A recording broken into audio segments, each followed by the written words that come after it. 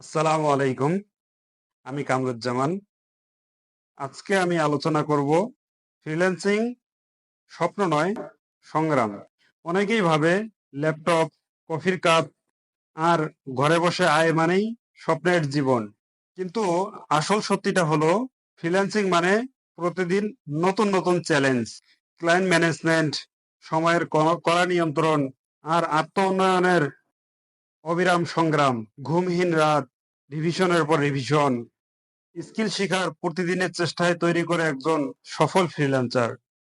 স্বপ্ন দেখলেই হয় না, সেই স্বপ্নকে বাস্তব করতে যে লড়াই লাগে সেটাই হলো প্রকৃত ফ্রিল্যান্সিং।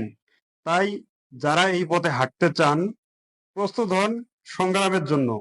কারণ এই পথ আপনাকে শুধু অর্থ উপার্জন নয়, নিজেকে ব্র্যান্ড হিসেবে গড়ে তোলার সুযোগ দিবে।